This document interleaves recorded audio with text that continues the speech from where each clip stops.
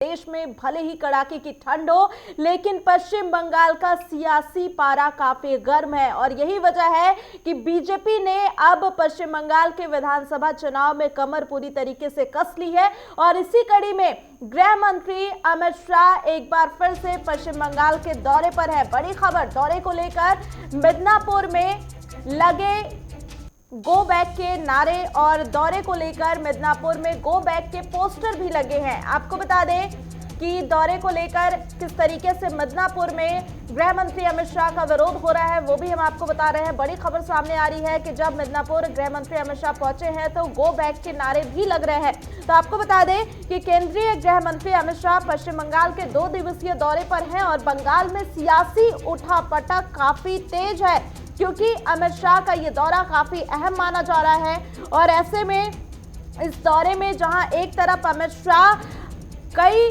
जनता से जहां संवाद करेंगे, तो वहीं टीएमसी के कई असंतुष्ट नेता भी आज बीजेपी में शामिल हो सकते हैं, जिसमें सबसे पहला नाम शुभेंदु अधिकारी का आता है, जिन्होंने हाल ही में टीएमसी से इस्तीफा दिया। ऐसे में अगर शुभेंदु अधिकारी बीजेपी में शामिल हो जाते हैं तो ममता बनर्जी की मुश्किलें कहीं ना कहीं और भी बढ़ जाएंगी। और ऐसे में अब ममता बनर्जी के गढ़ में गृह मंत्री अमित शाह पहुंच चुके हैं। और वहीं खबर ये भी आ रही है कि मिदनापुर में जिस तरीके से गृह मंत्री अमित शाह पहुंचे हैं तो वहां पर उनके पहुंचने का विरोध किया गया और गो बैक के नारे भी लगाए गए। रामकृष्ण आश्रम जाकर शाह ने पूजा अर्चना की। और आपको बता दें कि स्वामी विवेकानंद की प्रतिमा पर माल्यार्पण के बाद अमित शाह रामकृष्ण मिशन पहुंचे, जहां पर उन्होंने पूजा की।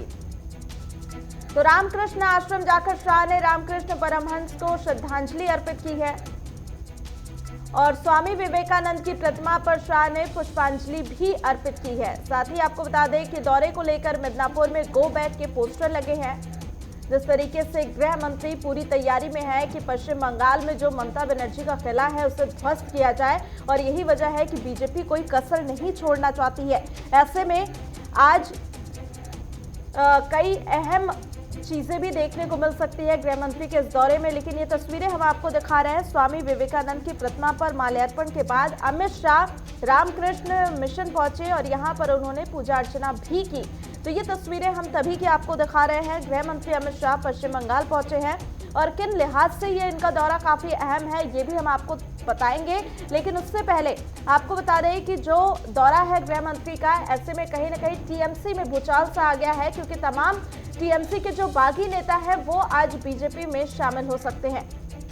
तो ये दौरा क्यों खास है, इस पे भी एक नजर डाल लेते हैं। अमित शाह के इस दौरे में टीएमसी के कई विधायक बीजेपी में शामिल हो सकते हैं और यही वजह है कि कहीं ना कहीं टीएमसी की मुश्किलें बढ़ सकती हैं। 2021 में होने वाले विधानसभा चुनाव में 294 सीटों में से 200 प्लस सीटों का लक्ष्य रखा गया है और इसका कई बार जिक्र शाह और नड्डा की तरफ से सार्वजनिक मंच पर किया जा चुका है। कई बार वो इसका ऐलान भी कर चुके हैं कि 200 प्लस की जो सीटों का लक्ष्य बीजेपी की तरफ से रखा गया है उसे हासिल करने की कोशिश पूरी तरीके से बीजेपी की तरफ से की जा रही है।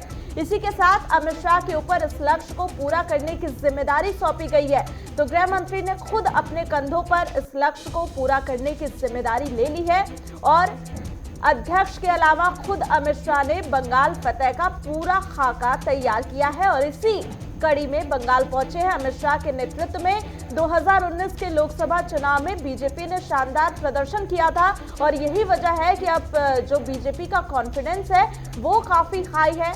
और तब बंगाल की 42 में से 18 सीटें बीजेपी के खाते में गई थी और अब बीजेपी का लक्ष्य और भी ज्यादा है। हाल ही में बंगाल दौरे पर गए नड्डा और विजयवर्गीय पर हमला हुआ था और अमित शाह के इस दौरे में टीएमसी के कई विधायक बीजेपी में शामिल हो सकते हैं। तो जिस तरीके से हमला हुआ था उसमें आपको बता दें कि हमले का आरोप टीएमसी पर लगा और नड्डा की सुरक्षा में लगे 3 आईपीएस अफसरों पर केंद्र सरकार ने कार्रवाई की थी। साथ ही उस कार्रवाई के बाद अमित शाह का पहला बंगाल दौरा है।